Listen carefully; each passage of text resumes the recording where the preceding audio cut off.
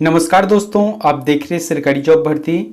दोस्तों, आज का जो हम लोग टॉपिक देखने वाले हैं आपके जो आने वाले एग्ज़ाम है, खासकर से जैसे कि प्रयोगशाला परिचारक के अंतर्गत जो स्वीपर पोस्ट का भी है, साथ ही साथ जो परिचारक है उसके सिलेबस के अकॉर्डिंग है, और आपके जो हॉस्टल वार्डन है या सीजीपीएससी है या व्यापम के अंतर्गत सभी एग्जाम में काम आएगा। साइंस के यहाँ प्रश्न हैं जिसमें वनस्पति विज्ञान के अंतर्गत उनकी शाखाओं को देखेंगे।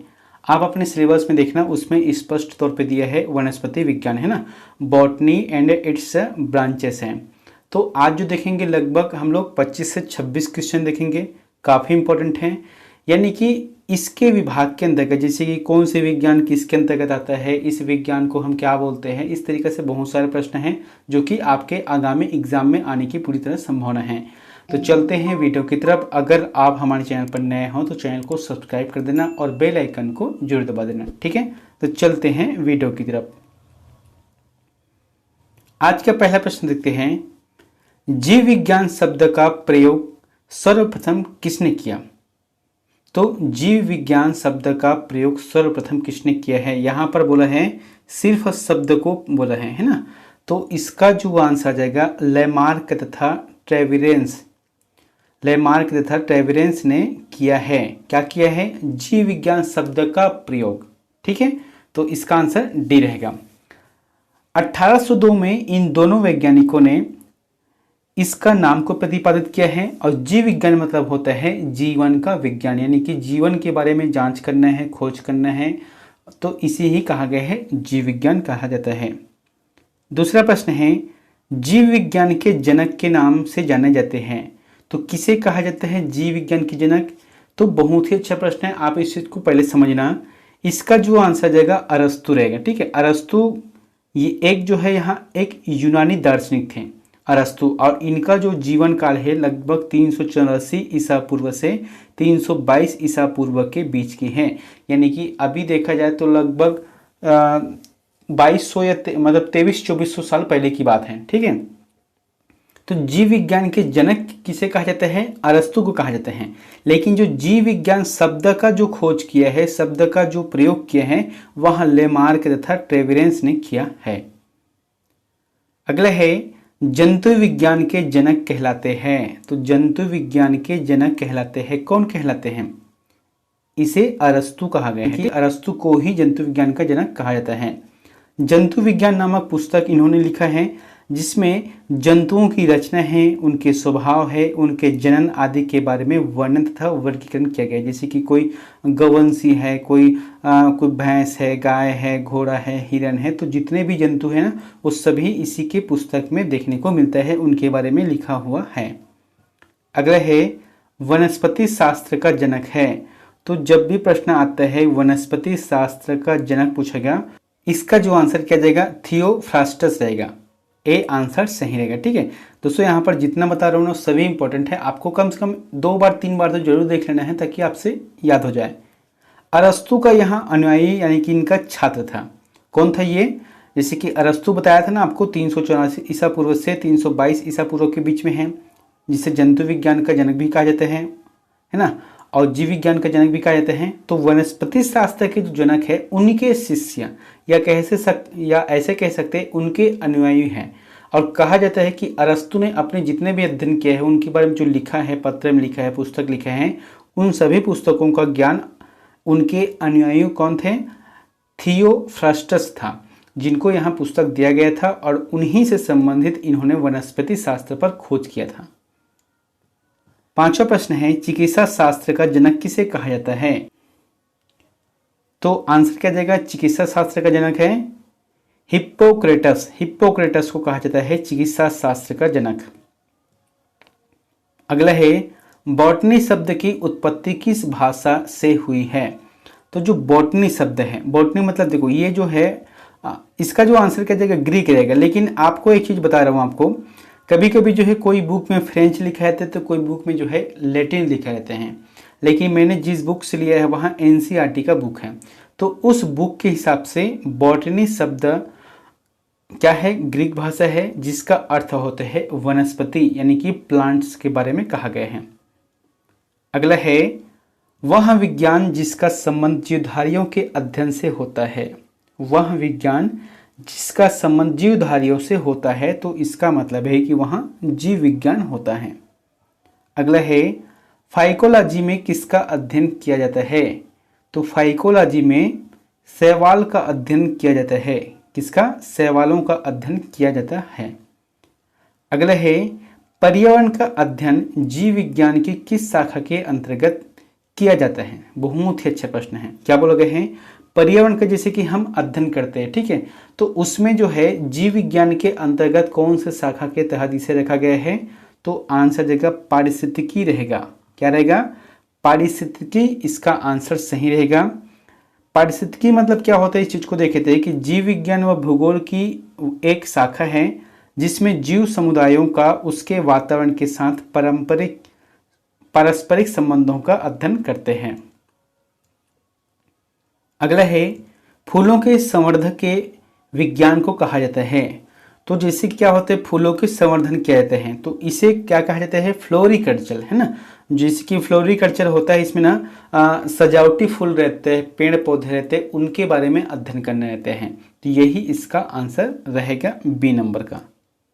अगला है पुष्पों का अध्ययन कहलाता है। तो पुष्प मतलब क्या होता है? जैसे कि बहुत सारा पुष्प है, ठीक है, देश में भी है, विदेश में भी, हर प्रकार के पुष्प है। कोई सुगंधित पुष्प है, कोई बगैर सुगंधित पुष्प है। तो इसका जो अध्ययन होता है उसे कहा जाता है एंथ्रोलॉजी। देखो यहाँ पर मैंने क्या बोला है? एंथोलॉजी, है ना, एंथ्रोलॉजी नहीं, एंथ्रोलॉजी अलग होता है, यहाँ पर एंथोलॉजी है। अगला है वनस्पति संवर्धन से संबंधित विज्ञान की शाखा को कहते हैं। अब यहाँ पर क्या पूछा गया है? वनस्पति संवर्धन। इसका मतलब है जो वनस्पति का पेड़ रहता है, या उसे हम उद्यान विभाग कह सकते हैं या बागवानी भी कह सकते हैं, तो इनका जो अध्ययन होता है उसे कहा जाता है हॉर्टिकल्चर कहा जाता है। क्या बोलते हैं? हॉर्टिकल्चर बोलते हैं। मैंने यहाँ पर लिखा है कि बागवानी या उद्यान विभाग, या मतलब यहाँ पर डबल हो गया है, कृषि विज्ञान की वह शाखा है जिसके अंतर्गत फल फूल सब्जी और औषधि फसलों को उगाने का अध्ययन किया जाता है। तो यहाँ पर समझ गए ना हॉर्टिकल्चर का मतलब क्या होता है। 14 नंबर का प्रश्न है कि जीवों एवं वातावरण की अंतर अभिक्रिया से संबंधित जीव विज्ञान की शाखा कहलाती है। एक तरफ है जीव है और एक तरफ है पर्यावरण। इन दोनों के जो अभिक्रिया होता है, इन दोनों के बीच जो संबंध होता है उस चीज को क्या बोलते हैं? जीव विज्ञान की कौन सी शाखा के अंतर्गत आते हैं? पारिस्थितिकी रहेगा, है ना, पारिस्थितिकी के अंतर्गत इसे देखा गया है। देखे थे इनके बारे में कि जीव विज्ञान व भूगोल की एक शाखा है जिसमें जीव समूहों का उसके वातावरण के साथ पारस्परिक संबंधों का अध्ययन करते हैं।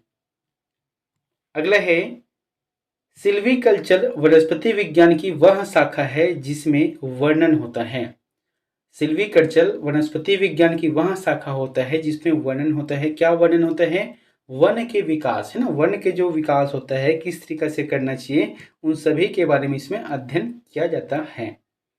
अगला है स्पर्मोलॉजी में किसका अध्ययन होता है? यहाँ पर क्या बोला गया है? स्पर्मोलॉजी। तो स्पर्मोलॉजी में बीज का अध्ययन होता है। कोई भी जैसे कि पेड़ पौधा होता है या कोई भी जीव जंतु होते हैं, उनके जो बीज होते हैं या बीजांड होते हैं, उनका अध्ययन किया जाता है स्पर्मोलॉजी के अंतर्गत। अगला है एग्रोस्टोलॉजी में अध्ययन होता है। क्या बोला गया है? एग्रोस्टोलॉजी में अध्ययन होता है। किनका अध्ययन होता है? घासों का, है ना, घासों का अध्ययन होता है। घासों का वैज्ञानिक अध्ययन इसमें होता है। अगला है पेडोलॉजी में अध्ययन किया जाता है। पेडोलॉजी में अध्ययन किया जाता है। किनका अध्ययन किया जाता है? भूमि का। जैसे कि भूमि में उर्वरक की मात्रा कितनी है, उसमें नमी कितनी है, या उसमें जैसे कि हम लोग बोलते हैं ना पीएच मान कितना आता है, उन सभी का अध्ययन किया जाता है पेडोलॉजी के अंतर्गत। मृदा विज्ञान भौतिक भूगोल की वह शाखा है जिसमें मृदा का अध्ययन किया जाता है। अगला है पौधों को नाम देने वाला विज्ञान कहलाता है। अब आपको जैसे कि बताना है पौधों को नाम देना है, तो कैसे नाम दिया जाता है? तो ये रहेगा वर्गीकृत करके, है ना, वर्गीकृत। तो वर्गीकृत मतलब क्या होता है? अलग अलग, जैसे कि कोई पेड़ रहते हैं, विशाल वृक्ष रहते हैं, कोई झाड़ी युक्त रहते हैं, कोई कांटेदार रहते हैं, तो कोई मतलब फूल वाले ही रहते हैं। तो इसमें वर्गीकरण किया जाता है उनके नामों के लिए। तो वर्गीकृत जो है 3 प्रकार से होते हैं। मैंने यहाँ पर लिखा है, एक तो होते हैं कृत्रिम वर्गीकरण होता है, एक होता है प्राकृतिक वर्गीकरण होता है, और एक होता है फिलोजेनेटिक वर्गीकरण होता है। अगला है फलों का अध्ययन कहलाता है। तो फलों का जो अध्ययन होता है वहाँ कहलाता है, क्या कहलाता है? पोमोलॉजी। उसे कहा जाता है पोमोलॉजी कहा जाता है। अगला है पराग कणों का अध्ययन कहलाता है। क्या बोला गया है? पराग कणों का जो अध्ययन होता है उसे क्या कहा जाता है? पैलिनोलॉजी, है ना, पैलिनोलॉजी कहा जाता है परागकण। परागकण मतलब क्या होता है? जैसे कि आप एक फूल को देखना, सामान्य से कोई भी हो, जैसे कि दसमत का फूल हो गया, ठीक है, तो उसमें एक डंडी निकला रहता है जिसमें छोटा छोटा पीला पीला कुछ रहता है, तो उसे एक परागकण कहा जाता है। पौधों के पराग बीजाणुओं और कुछ सूक्ष्म पलक व जीवों के अध्ययन से संबंधित होते हैं। अगला है साग सब्जी उत्पन्न करने वाले पौधों का अध्ययन कहलाता है। तो साग सब्जी हम लोग उत्पन्न करते हैं या जो किसान लोग करते हैं, है ना, फार्म में करते हैं, तो उसे हम क्या कहते हैं उनके अध्ययन को? तो आंसर रहेगा ओलेरीकल्चर रहेगा। ठीक है, ओलेरीकल्चर इसका आंसर सही रहेगा। अगला है पादप विज्ञान की शाखा कवक शास्त्र में अध्ययन किए जाते हैं। तो पादप विज्ञान की शाखा है कवक शास्त्र, इसमें अध्ययन किया जाता है। किनका अध्ययन किया जाता है? फफूंद का अध्ययन किया जाता है। अगला है वृक्ष संवर्धन किसका अध्ययन है? वृक्षों का संवर्धन या वृक्ष संवर्धन किसका अध्ययन होता है? वृक्षों एवं वनस्पति की खेती से। चाहे वहाँ एक होता है खेती भी होता है, जैसे कि आप कोई जगह चले जाओ, उसमें बड़ा बड़ा जो जैसे कि होता है ना, एक इमारती लकड़ी के लिए, है ना, या फिर जैसे कि कोई फर्नीचर बनाने के लिए स्पेशल बहुत से लकड़ी आते हैं, या जैसे कि सिर्फ जलाऊ लकड़ी होता है, या बागवानी उद्यान होता है। यहाँ पर बोला गया ना वृक्ष है, वनस्पति है, तो कई प्रकार के अलग अलग वनस्पति होते हैं, पेड़ पौधे होते हैं जिनका संवर्धन किया जाता है। अगला है जीव द्रव्य के पृथक्करण एवं संयोजन से संबंधित वनस्पति विज्ञान की शाखा कहलाती है। क्या बोला गया है? जीव द्रव्य के पृथक्करण एवं संयोजन से संबंधित वनस्पति विज्ञान की शाखा कहलाती है। क्या कहलाती है? टिश्यू कल्चर, उसे कहते हैं टिश्यू कल्चर कहा जाता है। ठीक है, सी आंसर सही रहेगा। अगला है दोस्तों, ये प्रश्न आप लोगों के लिए होमवर्क है। एक चीज़ कहना चाहता हूँ कि यहाँ पर मैंने जो पढ़ाया ना काफ़ी इंपॉर्टेंट है। आप कभी भी मत समझने कि इसमें से नहीं आएगा। हो सकता है ऐसा पूछ दे कि टिश्यू कल्चर किससे संबंधित है, हो सकता है कि पेडोलॉजी है वहाँ किससे संबंधित है। तो इस प्रकार से बहुत सारे प्रश्न बनते हैं जो कि आपसे पूछ सकते हैं। अब यहाँ पर जो 26वां नंबर का प्रश्न है आप लोगों के लिए होमवर्क है, इसका आंसर में कमेंट बॉक्स पर जाकर जरूर बताएं। प्रश्न क्या बोला गया है? संसार में पौधों के वितरण का अध्ययन कहलाता है। तो संसार में अलग अलग पौधों का वितरण है। कोई जो है कम पानी में उगता है, कोई जिसे ज़्यादा पानी चाहिए, या कोई जो खारा पानी में उगता है समुद्र किनारे, तो अलग अलग वितरण है। तो इनका जो अध्ययन कहते हैं उसे क्या कहा जाता है बताना है। यहाँ पर जैसे कि फाइटोजियोग्राफी है, वानिकी है, एक्स बायोलॉजी है, या एथनोबॉटनी है। तो इन चारों में से जो भी आंसर आपको सही लगता है तो प्लीज़ हमें कमेंट बॉक्स पर जाकर जरूर बताएं। मिलते हैं नेक्स्ट वीडियो में एक नई जानकारी के साथ। Thank you.